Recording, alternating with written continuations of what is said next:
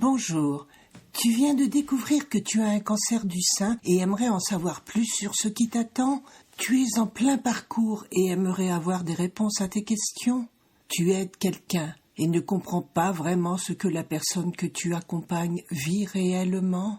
Ce podcast te donnera toutes les réponses que tu attends. Tu y trouveras, outre mon témoignage, des interviews d'intervenants divers, de paramédicaux, de thérapeutes de médecine complémentaire. Je t'y transmettrai également des conseils et des outils pratiques, souvent issus de mon expérience ou de celle d'autres malades, afin de mieux vivre et comprendre ce qui t'arrive. Je m'appelle Françoise Boutet et en 2022, j'ai vécu et vaincu 3 cancers, du sein et du poumon. Je te transmets ici tout ce que j'aurais aimé savoir, tout ce que j'ai pu glaner et tous les outils qui m'ont aidé à vivre le mieux possible cette période.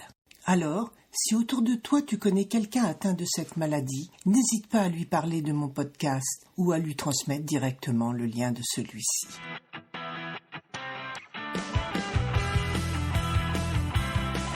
Aujourd'hui, je voulais te parler du lymphocèle. Ce trouble est beaucoup moins connu et médiatisé que le lymphodème, le gonflement des bras ou d'autres parties du corps, dû à l'ablation des ganglions lymphatiques.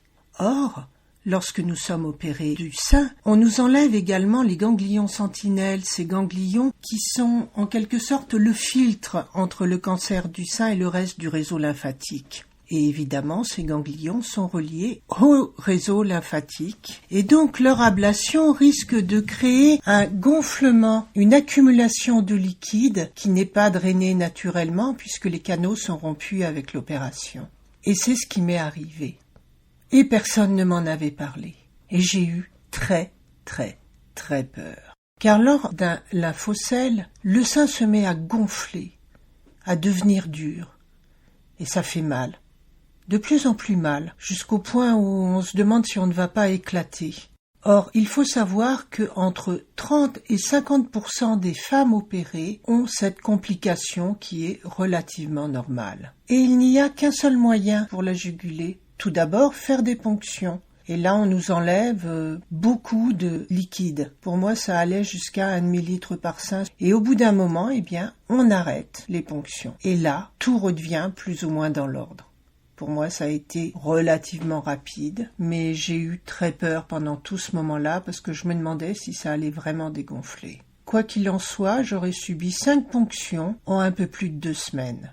Et les ponctions sont décidées au dernier moment, parce qu'on ne sait pas à quel rythme le sein ou les seins gonflent. En ce qui me concernait, j'appelais la clinique, qui me disait « Vous pouvez venir aujourd'hui ou vous pouvez venir demain, et le chirurgien vous prendra entre 2 opérations. » La manœuvre en elle-même est très simple, et vraiment quasiment indolore. Le chirurgien insère une aiguille reliée à un cathéter au niveau de la poche d'eau, draine le liquide en massant doucement le sein, et vide cette poche.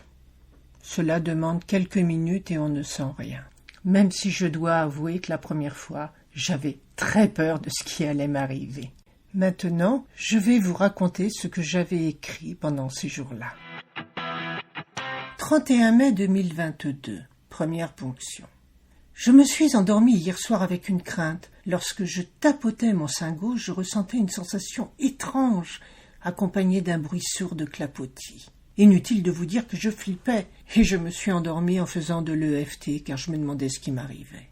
Heureusement, ce matin, la secrétaire de la clinique m'a confirmé que ce n'était pas grave, mais que je devais subir une ponction, gênante mais pas douloureuse, bien que faite sans anesthésie, qui sera effectuée cet après-midi à 14h. Que dire, sinon que j'ai très peur, et que je tourne en rond comme un poulet sans tête. Au menu, 1 heure de FT pendant le trajet en VSL. 1 heure plus tard, la ponction était effectuée. Tout d'abord, effectivement, ce n'est absolument pas douloureux. Je n'ai rien senti du tout. Ni vu, évidemment, parce que, ayant tellement peur des aiguilles, je tourne les yeux de l'autre côté ou je ferme les yeux. Mais même pas une sensation de piqûre. Et le bruit était dû à de l'air, peut-être pris pendant l'opération, qui se serait théoriquement résorbé de toute manière spontanément.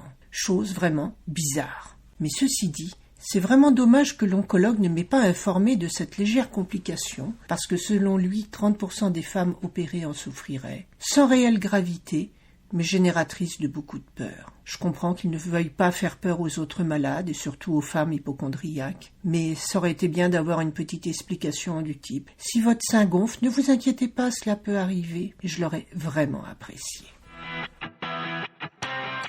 2 juin 2022, Lymphocèle, le retour. Ce soir, je ne me sentais pas bien du tout, avec un gonflement très important des 2 seins qui augmentait au fur et à mesure des heures. J'ai l'impression que mon corps m'échappe. En plus de la gêne douloureuse, j'ai une tension importante et l'impression d'avoir pris de bonnet. Dire qu'il y a des femmes qui payent pour ça. Plus la peur irrationnelle que cela empire dans la nuit et que mes seins explosent. Je sais, c'est idiot, mais c'est comme ça. Bon, demain je serai de retour à la clinique pour une nouvelle ponction. En attendant, je me mets du froid sur les seins et cela me fait du bien.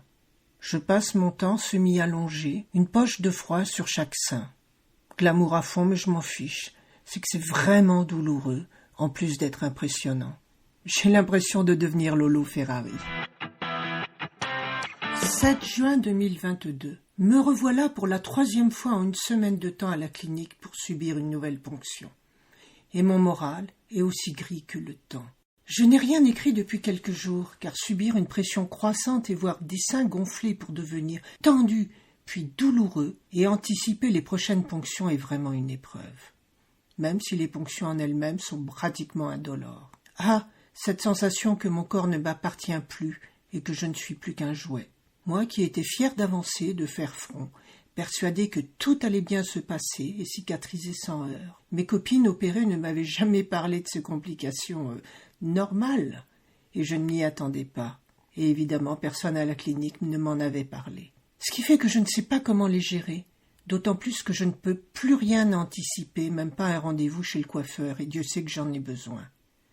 Bref, je n'ai pas trop le moral, je sais, je me répète, privilège d'être malade que de celui de radoter et de me lamenter sur mon sort.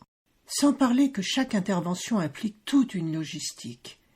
Téléphoner à la clinique pour savoir la disponibilité du chirurgien, puis minimum 1 heure de route suivie d'une attente variable, le chirurgien venant entre 2 opérations. Et enfin, téléphoner aux ambulances et attendre leur VSL pour encore 1 heure de trajet retour.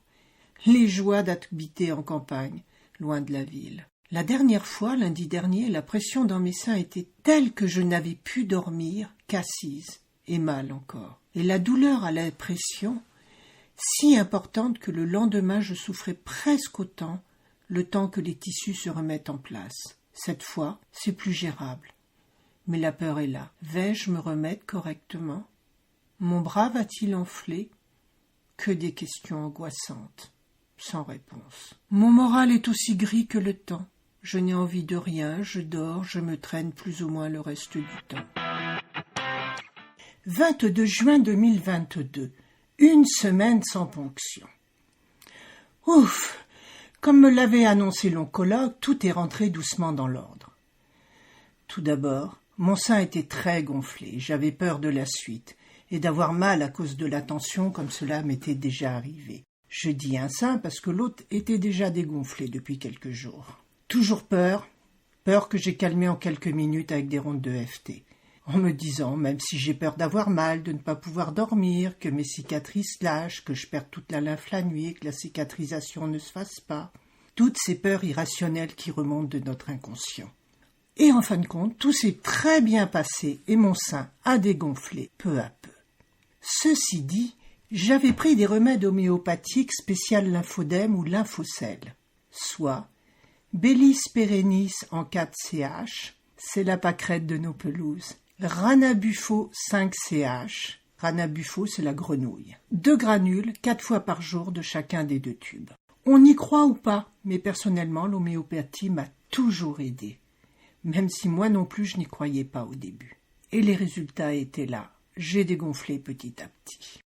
J'ai voulu tout faire pour prendre en charge cette partie de la guérison, le mental, la volonté, et aider mon corps dans le mieux que je pouvais. Comme quoi, hasard ou pas, cela paye. Et si vous voulez vous aussi commencer à vous aider, vous pourrez télécharger dans le résumé une fiche explicative pour utiliser tout de suite l'EFT, dont je vous parle très souvent et que j'utilise tous les jours pour calmer mes peurs et mes angoisses. À bientôt pour un nouvel épisode de Salade de crabe, le podcast qui vous aide à surmonter votre cancer.